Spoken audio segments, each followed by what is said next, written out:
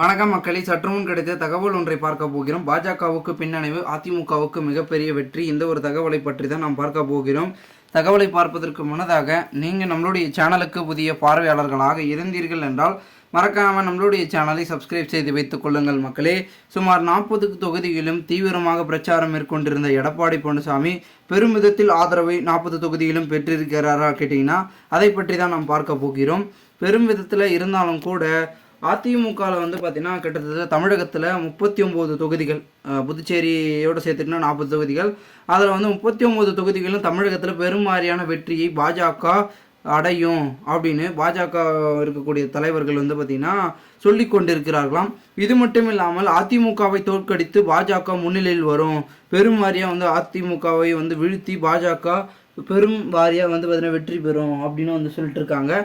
இது மட்டும் இல்லாமல் மேலும் திமுக அவர்கள் பார்த்திங்கன்னா பொதுமக்கள் யாரும் விருப்பத்தோடு வாக்கு செலுத்தல், அவங்க கொடுத்த வாக்குறுதியினால்தான் பொதுமக்கள் வாக்குகளை செலுத்தியிருப்பதாகவும் அது தற்பொழுது அவர்கள் அனைத்து வாக்குறுதிகளும் நிறைவேற்றி விட்டோம் என்று நாடகம் ஆடிக்கொண்டிருக்கிறார்கள். அதனால் அடுத்து வரக்கூடிய 2026 தேர்தலில் கண்டிப்பாக நம்மளுடைய முக்கிய அங்கமாக இருக்கக்கூடிய திமுகவினர்களுக்கு வாக்கு பொதுமக்கள் கொடுக்க மாட்டார்கள் என்பது ஒரு யதார்த்த உண்மையாகவும் பார்க்கப்படுகிறது. இந்த ஒரு சூழலில் பெருமிதத்தில் இருந்தாலும் கூட திமுகவுக்கு ஓட்டு போட பொதுமக்களுக்கு ஆசை என்பது துளி கூட இல்லை அப்படின்னு தான் பார்க்கப்படுகிறது. ஆனால் அதேமாரி அதிமுக கட்சி சொல்ல முடியாதுங்க. ஏன்னா எம்ஜிஆர் அவர்கள் எப்படி பார்த்திங்கன்னா பொதுமக்களுக்கு நல்ல திட்டங்களையும் ஏழை எளியோர்களுக்கும் பெரும் வாரியாக பார்த்திங்கன்னா நல்ல திட்டங்களுக்கும் மக்களுக்கான சேவையை அனைத்து இந்திய அண்ணா திராவிட முன்னேற்ற கழகத்தில் கொடுத்தவர் தான் எம்ஜிஆர் அவர்கள். அதனால தான் இப்பொழுதும் பார்த்திங்கன்னா பொதுமக்கள் மனதில் நிலைத்து நின்று கொண்டிருக்கிறார் எம்ஜிஆர் அவர்கள். ஜெயலலிதா அவர்களும் அப்படிதான், மக்களுக்காகவே நான் மக்களால் நான் என்று மக்களுக்காகவே பார்த்திங்கன்னா தன்னை அர்ப்பணித்து ஒரு பெண்மணியாக இருந்து அனைத்தையும் மாற்றி அசாத்தியமான ஒரு படைப்பை அதிமுக கட்சியில் படைத்தவர் ஜெயலலிதா அவர்கள். இந்த ஒரு சூழலில் பெரும் விதத்தில் இருந்தாலும் கூட ஒட்டுமொத்தமாகவே இருக்கக்கூடிய முக்கிய புள்ளிகளால் பார்த்திங்கன்னா இன்னும் அதிமுக எல்லா மக்கள் மனதிலும் இருந்து கொண்டிருக்கிறது. இந்த ஒரு சூழலில் தற்பொழுது ஜூன் 4ஆம் தேதிக்கு பிறகு அதிமுக அழிந்துவிடும். அதில் பார்த்திங்கன்னா தலைவர்கள் மாறப் போகிறார்கள். அதிமுக மீண்டும் பெரும் விதத்தில் பின்னணிவு சென்றுவிடும். எங்கள் பாஜக முன்னிலை போயிடும், பாஜக பெரும் வாரியாக இருக்கும், அண்ணாமலையே எடப்பாடியை பார்த்திங்கன்னா தோற்கடிக்கப் போகிறார், அப்படி இப்படிலாம் பாஜக தலைவர்கள் பேசி கொண்டிருக்கிறார்கள்.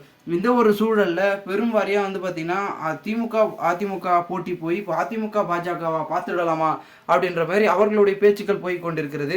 ஆனால் அதிமுகவுக்கு பாஜக ஏணி போட்டு வச்சாலும் எட்டாத மாதிரி ஒரு கட்சி. இந்த ஒரு சூழலில் அவ்வளோ வெற்றியை பாஜக படைச்சிருவாங்கன்னு கேட்டிங்கன்னா வாய்ப்பு இல்லைங்க. ஓகேங்களா, அவங்களுக்கு கிடைக்கலாம், கடைசியில் ஒரு 1 சீட்டு 2 சீட்டு கிடைக்கலாம், தவிர 40 39லாம் அந்த அளவுக்கு பாஜக வளரவில்லை.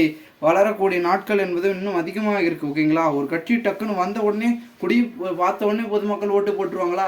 அவங்க நல்ல திட்டங்களை செய்யணும், மக்களுக்கு அர்ப்பணிக்கணும், போராட்டங்கள் பண்ணணும், பெருமிதியாக அந்த கட்சியின் ஒரு பார்த்திங்கன்னா பெரும்பான்மையை ஊருக்கு உறக்க சொல்லணும். அது மாதிரி இருக்கிற தலைவர்கள் அந்த கட்சியில் இருக்கணும். இதெல்லாம் இல்லாமல் அப்படி இப்படின்னு சொல்லிட்டு இருந்தா பாஜக பொறுத்த வரைக்கும் பெரிய கட்சி தாங்க. இந்திய அளவில் ஒரு பெரும்பான்மையான கட்சி, வெற்றி பெறக்கூடிய கட்சி. தமிழகத்தில் வாய்ப்பில்லை ராஜா அப்படின்ற மாதிரி தான் இருந்துட்டு இருக்கு. பொறுத்திருந்து பார்க்கலாம் என்ன நடக்குது என்பதை. மேலும் இது போன்று நீங்கள் அரசியல் சாதனை தெரிந்து கொள்ள சேனலை சப்ஸ்கிரைப் பண்ணுங்கள். நன்றி, வணக்கம்ப்பா.